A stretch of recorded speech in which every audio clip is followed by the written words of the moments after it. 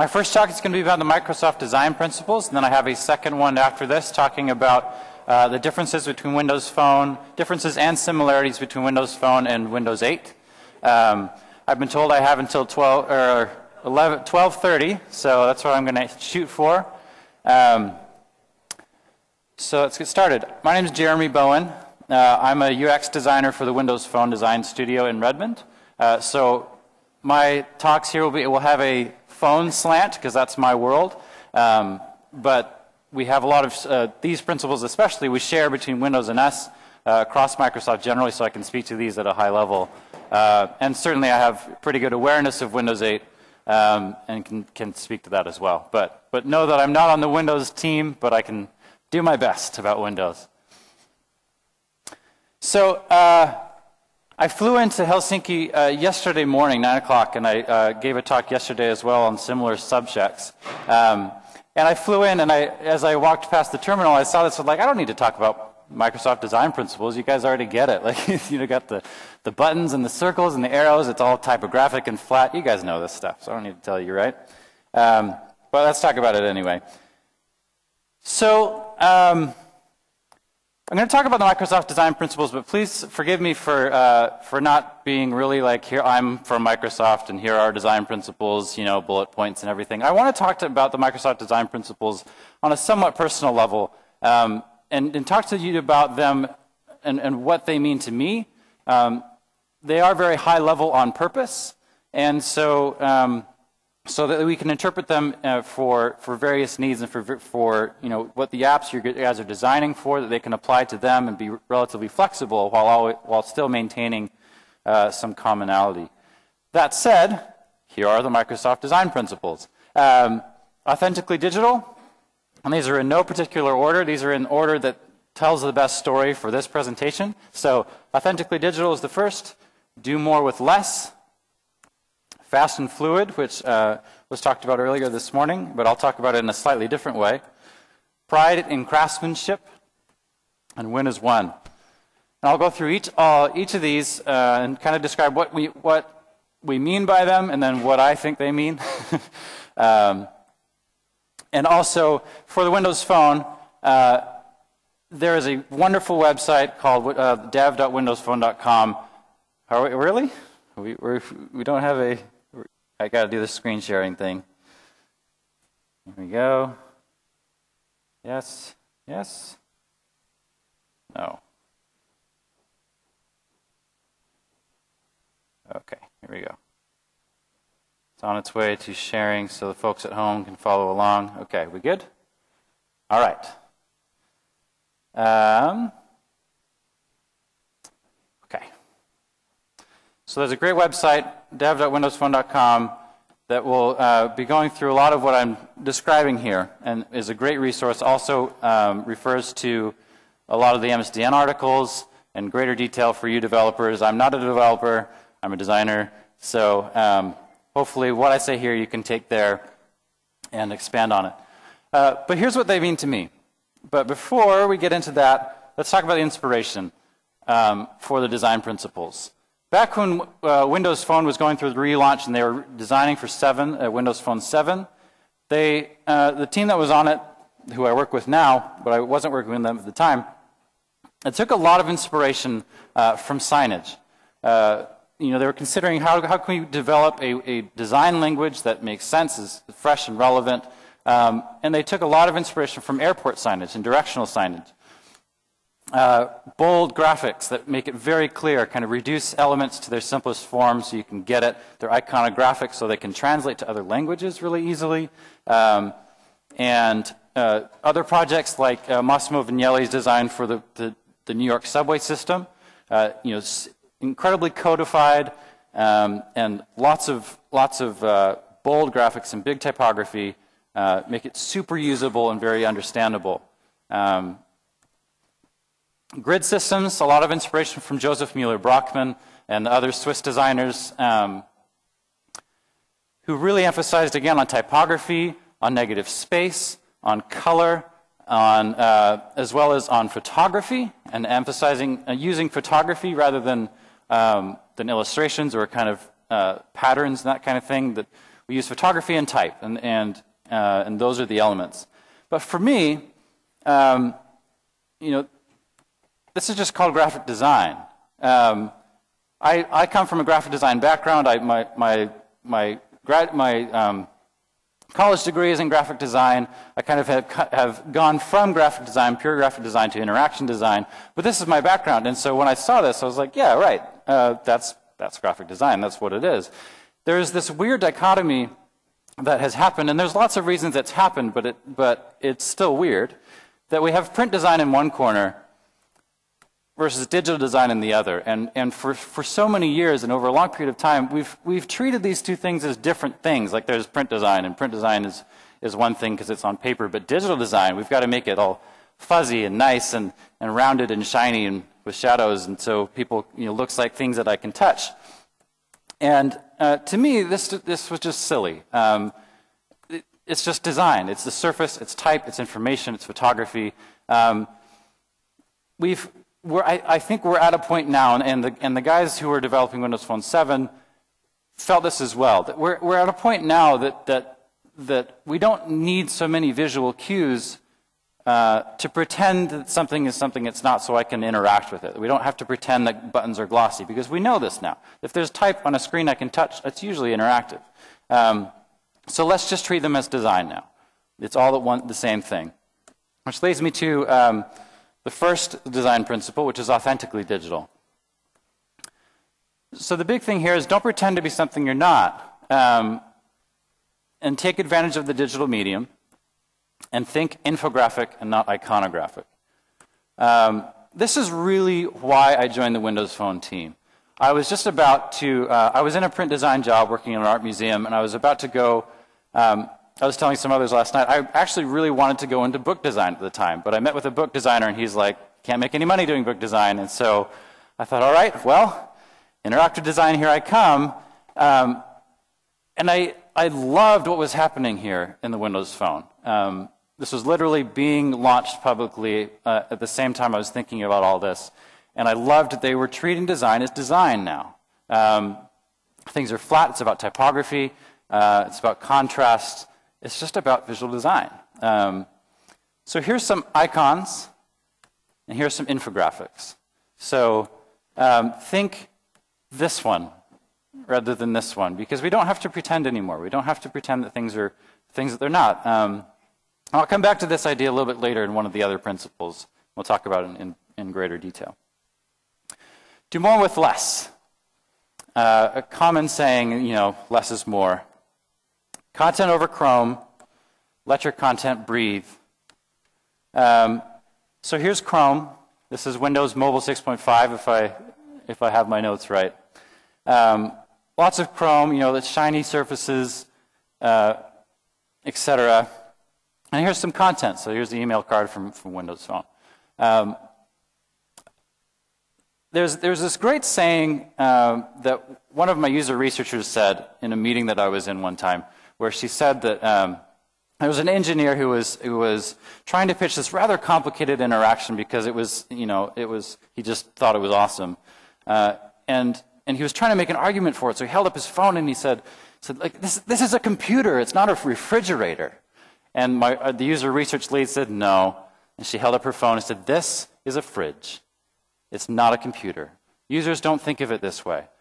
Users think of this, they want to open the door to their fridge and get to their food. They also want to open their phone and get to their content.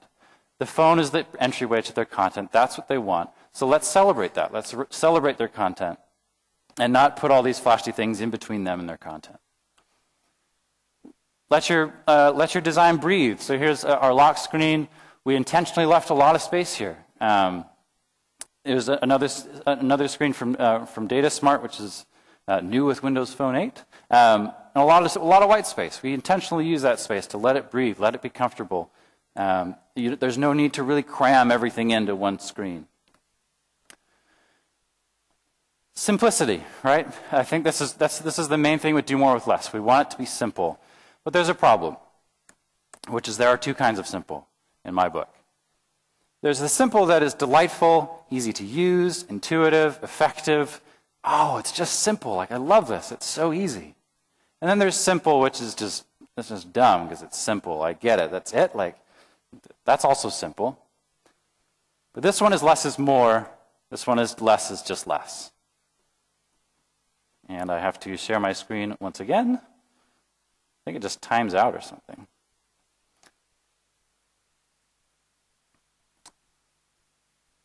Here it comes. And we're good. Okay.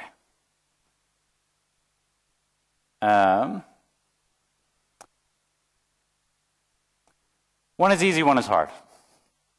It's very easy to make things simple and just pull things out and make it just simple. But it's very hard to get to here. And that's what designers' jobs are for, is to know the difference between these two things and to make the hard one happen. Fast and fluid is the next one. There is be responsive and alive. Contextual and delightful motion is a very important part of the framework. We have motion designers in our studio, full-time motion designers. That's all they do is focus on motion in every single aspect. And there are several of them. And so we take motion very, very seriously. And this is something one of our motion designers said to us. He gave a presentation to the whole design studio. And he said, your design isn't finished until you see it in motion. Motion is the other half of your design.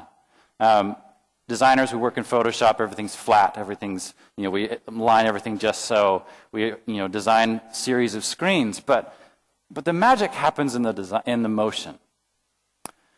There's a big conversation happening right now in the design community around skeuomorphism, which we are particularly fond of this discussion in the design studio for obvious reasons. But skeuomorphism is taking a digital surface and making it look like it's something physical, such as a leather-stitched toggle switch that is stitched to a piece of wood is a particularly egregious.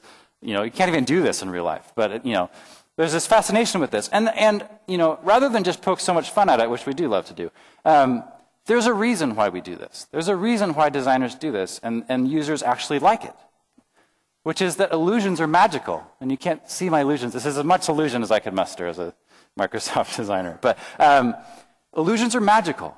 To take this thing that's a phone, it's just a flat screen, and all of a sudden I look at it and it looks like it's a piece of wood. Like there's a bit of magic that happens there. And so when we make it a stance and put a stake in the ground to say authentically digital, that's how we're going to do design in Microsoft, we admittedly lose part of that magic that happens with fake surfaces. So authentically digital can quickly become flat and boring. But motion is the key component in making the design magical and playful. Look at the first-party experiences, both in Windows and Windows Phone. We take motion very seriously.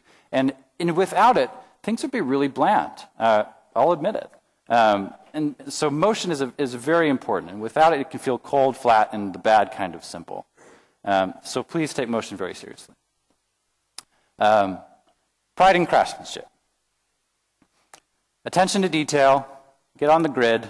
Use typography, and typography, by typography I don't mean fonts, by typography I mean typography, the skill, the art of balancing information and type and hierarchy. Here's another kind of the world according to Jeremy. Being a good designer, I learned early on in my graphic design career that there are two parts to being a good designer that are almost half and half. The first is being obsessing over what something should look like. And I see that I've lost my screen again, so I will come in here. Sorry for the folks at home.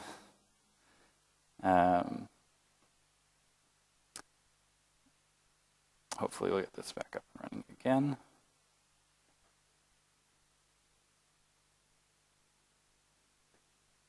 And I've given away the punchline already. So half of it is obsessing over what something should look like. The other half is making sure that what you have obsessed over is actually what's shipping in the product, or what's actually getting made. Really paying attention to the details. I learned this on press checks. As a print designer, you go there and you make absolutely sure that every single last detail in there is perfect. That's your job as a designer. And it's no different in the digital world. It might even be more so in the digital world because, anyway, it's very important. I'm sure you've all heard this phrase that a chain is only as strong as its weakest link. And I'd also say your design is only as strong as your messiest layout. People notice. We try to make very sure as in the studio that we account for every single state of any given page. States that have lots of content, where the user has lots of things in there. States where they have nothing in there. Make sure we pay attention to that as well. Modal dialogues that come up that users may only see once in a blue moon, but pay attention to those things. Little temporary things that come up. Users notice, and it's only as strong as your weakest layout. Get on the grid. So as Yuka demonstrated, there's a grid layover that you can use, which is fantastic. Please use it. The grid is, again, much like typography, much like basically anything I'm going to tell you today. It's an art more than a science.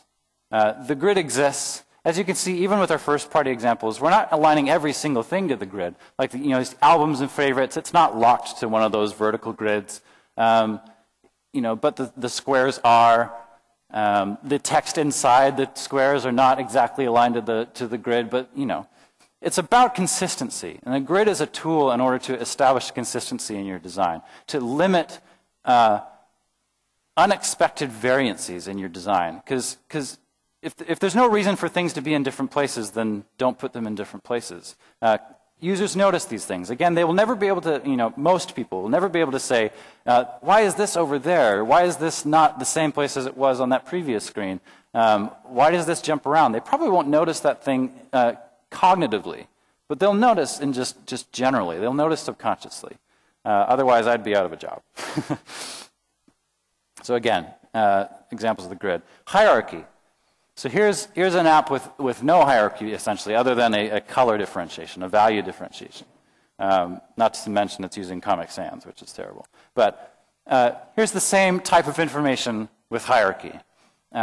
Hierarchy is all about leading your user from the most important, or the highest level things to the lowest level things. Let them judge, obviously, okay, I'm in conversations, fantastic. Oh, I know these people, and so I can respond, oh, I don't care about Juan, but I do about Dinara. And then I can say, great, now I want to know what Dinara sent me. Use hierarchy, both for as usability, but also as just visual loveliness.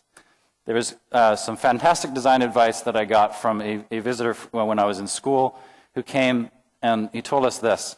He said, if your design is dull, visually, it just feels kind of gray, just kind of lacking. It's very mediocre, nothing terribly exciting. If your design is dull, increase the contrast. Obviously, to a point. One of the other participants yesterday said, well, great, and then everything just should be black and white because that's the most maximum contrast possible. That's not quite what I mean, but I hope you get the idea that if everything is even, everything's a wash. And everything's kind of dull. But if you make things pop, make things bigger, make things smaller, make things use more space and less space, this is a good way and a good rule of thumb to test and try when something is feeling kind of flat.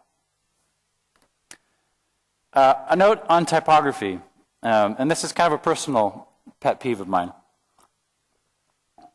When we say typography, we don't mean Sego. Now, Sego is the default font on Windows Phone as well as on Windows. It is certainly the font that we use in all the first-party stuff. But as third-party developers, which all of you are, this is not the same thing. New York Times, for example, they have brand typography that's very strong and very iconic and very much a part of who they are. And so we would not want them to dump all that in order to favor the fonts that we have default in our phone, and they haven't, which I love. I'm glad that they've done this. I'd even say for top news, they probably shouldn't even be using Sego for that, because now I have 3 fonts, and I don't need 3 fonts, so I don't just stick with the ones I have, blah, blah, blah. DC Comics, again, they use their own branded typography. They're not relying heavily on ours, because they have a good reason to. I spent some time just making some fake apps with different typography, just to try and demonstrate what you could do and have it still feel part of the family. because so much of the design language is about graphic design and less about exactly how we have done graphic design. So all of these can still feel part of the family, even though none of these use Sego at all. But word of caution, how many of you guys in the room consider yourselves designers? Like designers? Okay, so a few. So to the rest of you, please, if there's no good reason to change it, please don't. But if you have brand typography, something that's a part of your brand that is part of your look and feel, please use your own typography. If you have better fonts for the purpose, if it's a magazine and you're doing a lot of reading, and for example, then please use them. If you have killer design skills for those designers in the room, go for it. If you have something that looks great and looks awesome, use it. But if you do it well. And I cannot emphasize this enough. I know this is a Pandora's box I'm opening, so please be very careful. Win as one is the last principle. Think platform, and that can mean a lot of things. It can be about using our controls, that users will learn things on our phone, on the PC. No reason to reinvent the wheel for them. So please use things that we have existing when it makes sense. The rule of thumb is kind of don't do something different unless your functionality is actually something different. If it's actually a new thing, don't make the user learn something new that isn't actually new. And then pay attention to voice, and what I mean by voice is the words that you use when you speak to your user through your UI. Oh, I have a whole slide about this. So app bars, what the back button does, pivots, context menus, they'll learn these things. So take advantage of that. And again, if you're going to be different, do it on purpose and do it well, because you're out on your own, you're in the woods, you're in charge of it. And the voice, we have a whole team of full-time writers in the Windows Phone organization that ensure that our text is these are the 4 principles that they follow: genuine, spirited, balanced, and supportive. And there's a whole MSDN article about this. It should be easy to find through the developer website. Excuse me, explaining what we mean by these 4 things. But the overarching goal here is to speak to your user like you're a real person. Like there's a person on the other side of this app who actually cares about what they're doing. So, really generic phrases, generic things, generic warning messages, error codes, these kinds of things, they're all very impersonal. And so pay a lot of attention to this. And lastly, make apps for all devices. Those of you who are here for Windows, please consider Windows Phone. Those from Windows Phone, please make your apps as well for Windows. We want to share the love across all of them, as well as for users who will be having both devices. So here are the 5 principles: authentically digital, do more with less, fast and fluid, pride and craftsmanship, and win as one. So that's that talk.